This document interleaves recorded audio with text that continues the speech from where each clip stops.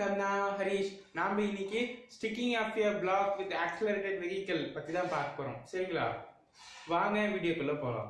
நமக்கு இந்த கண்டிஷன்ல நமக்கு ரெண்டு டிஃபரெண்டான கேसेस இருக்கு. சரிங்களா? ஃபர்ஸ்ட் கேஸ் என்னன்னு பாத்தீங்கன்னா, ஒரு மாஸுக்குள்ள ஆப்ஜெக்ட்ல பிளாக் வச்சுக்கிட்டு அதை வந்துட்டு ஆக்சலரேட் பண்ணும்போது ஏற்படக்கூடிய சேஞ்சஸ். செகண்ட் என்ன அப்படின்னா, இது மாதிரி சிலிண்ட்ரிக்கல் ட்ரம்ல வந்துட்டு ஒரு பர்சன் இல்ல ஆப்ஜெக்ட் இல்ல மாஸ் கேரிஸ் பண்ற ஏதாவது இருந்து அது வந்துட்டு சிலிண்டர் ரொட்டேட் ஆகும்போது அப்ப அதுக்கு என்ன மாதிரி சேஞ்சஸ் ஏற்படும் அப்படிங்கிற ரெண்டு டிஃபரெண்டான கேसेस தான். சரிங்களா? நாம இப்ப இதுக்கு வந்துட்டு எப்படி ஆக்சலரேஷன் அண்ட் அதுக்கான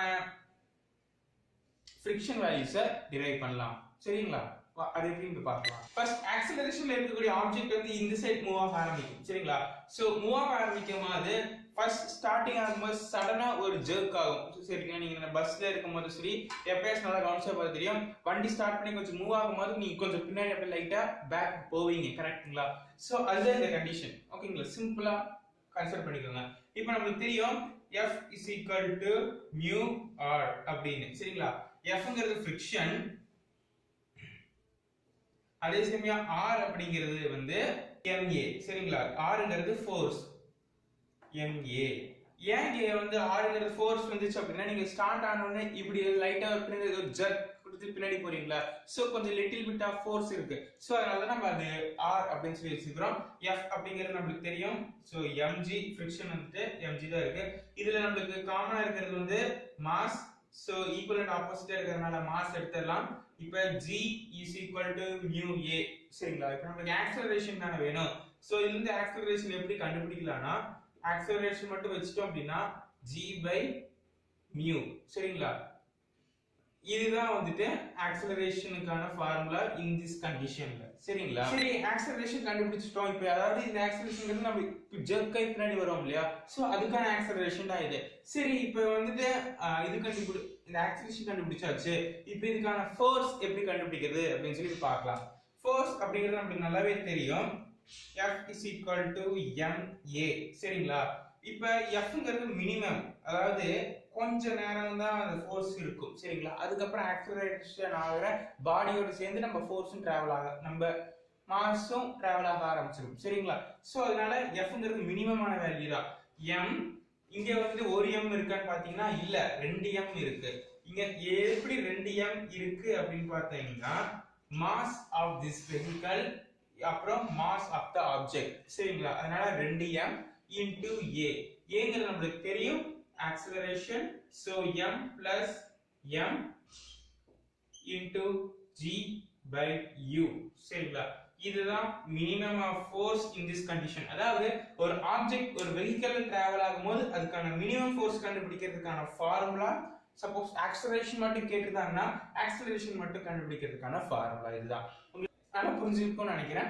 இப்ப அதே அடுத்த கண்டிஷனுக்குள்ள போறோம். அடுத்த கண்டிஷன் உங்களுக்கு நல்லா எக்ஸ்பிளைன் பண்ணணும்னா, நீங்க சர்க்கஸ் போயிருப்பீங்க. அதுல வந்துட்டு ஒரு பெர்ஃபார்மன்ஸ்ல என்ன இருக்கும் அப்படின்னா, ஒரு கேஜ் இருக்கும். அந்த கேஜுக்குள்ள வந்து ஒரு பைக்கர் வந்துட்டு டிரைவ் பண்ணிட்டு சைடு வைஸ் சுத்துவாரு, இல்ல அப்பவர்ட்ஸ் இப்படி சுத்துவாரு, இல்ல இப்படி சுத்துவாரு, இப்படி சுத்துவாரு. பட் ஆனா அவர் விழுக மாட்டார். அது எப்படி அப்படின்னா, அது காரணம் வந்துட்டு ரெண்டு ரீசன். ஃபர்ஸ்ட், அந்த ஆப்ஜெக்ட் அதாவது அப்படி சுத்தும் போது, அதாவது அந்த பாடி அப்படி சுத்துறாரு இல்லையா, சோ அப்படி சுத்தும் போது அதுக்குள்ள ஏற்படுற ஃபிரிக்ஷன். சரிங்களா? ஃபிரிக்ஷன், அது மட்டும் இல்லாம சென்ட்ரிஃபியூஜல் ஃபோர்ஸ். ஓகேங்களா? அதாவது சென்ட்ரிஃபியூஜல் ஃபோர்ஸ்னா மைய விலக்கு விசை. சென்டர்ல இருந்து எல்லாத்தையுமே வந்து அது வந்து கார்னருக்கு தள்ளிவிடும். சோ அந்த கார்னர் இருக்கிற ஆப்ஜெக்ட் வந்து நல்லா வந்து சர்ஃபேஸோட ஸ்டிக் ஆகி நின்னுக்கும் கொஞ்ச நேரம் தான். அதாவது ஃபோர்ஸ் குறையிற வரைக்கும் தான். ஃபோர்ஸ் குறைஞ்சிருச்சு அப்படின்னா கிராவிட்டி டேக் ஓவர் பண்ணிக்கும். சரிங்களா? இப்போ இதுக்கான ஆக்சலரேஷன் அண்ட் ஃபோர்ஸ் எப்படி கால்குலேட் பண்றது, இப்போ நம்ம இதுக்கான ஆக்சலரேஷன் கண்டுபிடிக்கிறது எப்படின்னு இப்போ பார்க்கலாம். சோ இப்போ இங்க ஒரு ஃபிரிக்ஷன் ஃபோர்ஸ் ஏற்படுது இல்லைங்களா, அந்த ஃபிரிக்ஷன் ஃபோர்ஸ் எதுக்கு ஈக்குவலா இருக்கும் பாத்தீங்கன்னா, இந்த வெயிட் ஆஃப் தி ஆப்ஜெக்ட்டை பொறுத்து இருக்கும். சரிங்களா? So F is equal to mg. சரிங்களா? இப்போ நமக்கு F அப்படிங்கறதுனா என்ன தெரியும், mu r is equal to mg. சரிங்களா? A அப்படி r அப்படிங்கிறது Fc, அதாவது இதுக்கு ஆப்போசிட்டா இருக்கிற ரிசல்டன்ட் ஃபோர்ஸ். சோ அதனால mu r அப்படிங்கிற இடத்துல Fc. ஓகேங்களா? Fc is nothing but a centrifugal force into mg. சரிங்களா? இப்ப the centrifugal force அப்படினா அதுக்கான ஃபார்முலா என்ன நமக்கு நல்லா தெரியும். mu into m omega square r is equal to mg. சரிங்களா? இதுதான் வந்து சென்ட்ரல் நியூட்டன் ஃபோர்ஸுக்கான ஃபார்முலா. சரிங்களா? சோ இந்த இதுதான் வந்து சென்ட்ரல் நியூட்டன் ஃபோர்ஸ்க்கான ஃபார்முலா. சோ இப்போ இதுல வந்து காமனா வந்து மாஸ் இருக்கு. சோ மாஸ் கேன்சல் ஆயிடும். இப்போ இதுல வந்துட்டு mu அப்படிங்கிறது கோஎஃபிஷியன்ட் ஆஃப் ஃபிரிக்ஷன், r அப்படிங்கிறது வந்துட்டு ரேடியஸ், அதாவது இந்த radius of the cylinder or sphere, ஜிங்கிறது கிராவிட்டி உங்களுக்கு தெரியும். அப்புறம் இந்த ஒமேகா என்ன அப்படின்னு பாத்தீங்கன்னா இட்ஸ் ஸ்பீட். சரிங்களா? எந்த அளவுக்கு ஸ்பீடா சுத்துறீங்களோ அந்த அளவுக்கு தான் நீங்க வந்து அதிகமா அந்த சர்ஃபேஸ்ல வந்து ஸ்டிக் ஆயிருப்பீங்க. ஸோ அதனால நம்மளுக்கு இந்த ஸ்பீட் எவ்வளவு ஸ்பீடுக்கு நம்ம போகணும் அப்படிங்கறது நம்மளுக்கு தெரியணும்.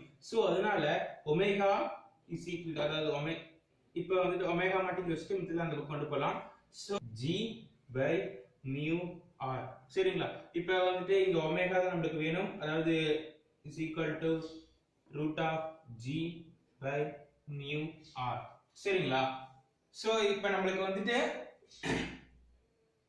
இதுக்கான ஆக்ஸலரேஷனும் கண்டுபிடிச்சாச்சு, அதே சமயம் வந்துட்டு ஸ்பீடும் கண்டுபிடிச்சாச்சு. சரிங்களா? அப்புறம் இன்னொரு முக்கியமான விஷயம், இது எல்லாமே மினிமம் ஆஃப் வேல்யூ தான். சரிங்களா?